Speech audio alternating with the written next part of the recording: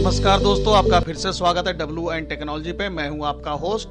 आज आप सबके लिए एक फिर बहुत ही इन्फॉर्मेटिव वीडियो लेकर के आया हूं। भारत सरकार ने हाल ही में एक नोटिफिकेशन जारी कर दी, सभी कंट्रियों के साथ शेयर करते हुए, सभी एयरलाइंस कंपनियों को भी शेयर करते हुए एक टाइम लाइन सेट करके बता दिया कि इस टाइम से इस टाइम तक बंगाल की खाड़ी में 10 से 11 नवंबर 2022 को नो फ्लाइंग जोन होगा, क्योंकि उस टाइम पर भारत सरकार एक मिसाइल टेस्ट करने जा रही है। भारत अगले हफ्ते उड़ीसा के तट पर स्थित अब्दुल कलाम द्वीप से मिसाइल का टेस्ट कर सकता है, जिसका रेंज बंगाल की खाड़ी है उससे आगे तक भी हो सकता है। इसलिए हम बे ऑफ बंगाल में नो फ्लाई जोन घोषित कर रहे हैं। ना ही कोई हवाई जहाज और ना ही कोई शिप उस वक्त यहाँ से गुजरेगी। लेकिन इतना सुनते ही चाइना चुपचाप अपना एक यूएन वांग 6 नाम का शिप लेकर हिंद महासागर में आकर खड़ी हो गई, ताकि इंडियन मिसाइल को ट्रैक कर सके, उसकी रेंज क्या और उसके रेंज में चाइना कितनी दूर तक आता है। इंडिया ने हाल ही में 2 नवंबर 2022 को अपना एक बैलिस्टिक मिसाइल BMD-AD-2 का परीक्षण किया था।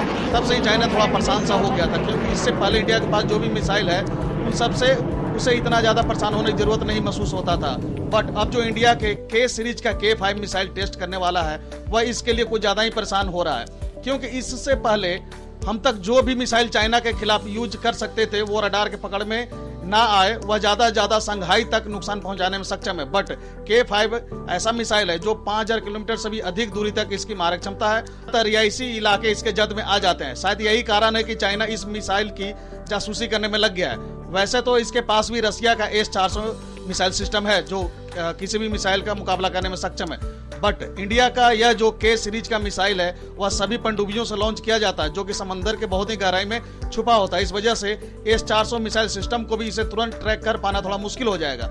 शायद यही कारण है कि वह बहुत ही डर गया है। चाइना इस तरह के बहुत से जासूसी शिप बना रखा है और यह कहता है कि यह कोई मिलिट्री पर्पज से यूज के लिए नहीं है, बल्कि यह एक रिसर्च शिप है जो हमारे सैटेलाइट को ट्रैक करते रहती है, ग्लोबल वार्मिंग से रिलेटेड रिसर्च करता है। पिछले 4-5 सालों में चाइना ने अपनी जासूसी शिप की मदद से क्वाड कंट्रियों के नाक में दम कर रखा है, बहुत ज्यादा ही परेशान कर रखा है। और सबसे बड़ी बात तो यह है कि इस तरह की जासूसी शिप क्वाड कंट्रियों के पास ज्यादा है नहीं। अभी तक अमेरिका के पास इस तरह के 2 शिप हैं और इसी तरह के एक शिप भारत के पास भी है, INS ध्रुव के नाम से। पर जापान और ऑस्ट्रेलिया के पास इस तरह का कोई भी शिप नहीं है। क्वाड कंट्रियों को भी चाहिए कि वह इस तरह के बहुत से शिप बनाए और चाइना के चारों तरफ निगरानी रखने के लिए उसे चाइना के आसपास के इलाकों में डॉक कर दे। जब भी यह इल्जाम लगाया जाता है कि चाइना इस शिप के जरिए जासूसी करता है, तो बड़ा गजब ही उसका जवाब होता है कि क्लाइमेट चेंज से रिलेटेड ओशनोग्राफी के जो डाटा है यह सिर्फ साइंटिफिक पर्पस के लिए यूज कर रही है। गजब बात है यह तो। जब भी क्वाड कंट्री नेवल एक्सरसाइज करते हैं या अमेरिका कोई मिसाइल टेस्ट करता है या इंडिया किसी तरह का मिसाइल टेस्ट करने जा रहा है, उन जगहों के पास आकर चुपके से चाइना यह स्पाई शिप खड़ा कर देता है और कहता है कि नहीं जी, मैं तो सिर्फ साइंटिफिक कारण के लिए इस शिप का यूज करता हूं। आपको याद होगा कि अभी कुछ दिन पहले चाइना ने श्रीलंका में एक इसी तरह का शिप डॉक कर दिया था।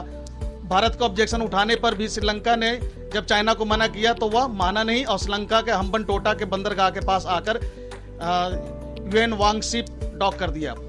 वह वाला शिप जो था उसका नाम था यूएन वांग 5 और अभी जो हिंद महासागर में दोबारा से ये लेकर के आया है इंडिया के जासूसी के लिए, उसका नाम है यूएन वांग 6। इस तरह से यूएन वांग सीरीज के टोटल 8 शिप चाइना ने बना रखे हैं, जो कि एक तरह से दूसरों के लिए परेशानी का सबब है। भारतीय नौसेना इस पर लगातार नजर रखी हुई है। रक्षा सूत्रों के अनुसार भारतीय नौसेना कई दिनों से चीनी जासूसी जहाज युआंग वांग 6 की आवाजाही पर सक्रिय रूप से नजर रख रही है। चीनी नौसेना का यह जासूसी जहाज मिसाइल परीक्षणों और उपग्रहों के आवाजाही की निगरानी करने के लिए डिजाइन किया गया है और चीन के जासूसी जहाज के भारत पर नजर रखने के कारण भारत अब अपने बैलिस्टिक मिसाइल के टेस्ट को रोक सकता है, ताकि दुश्मन देश को मिसाइल के बारे में ज्यादा जानकारी हाथ न लगे।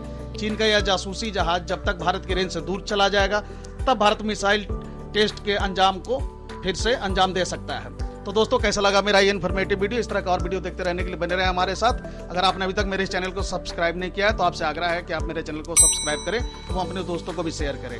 Thank you, God bless you.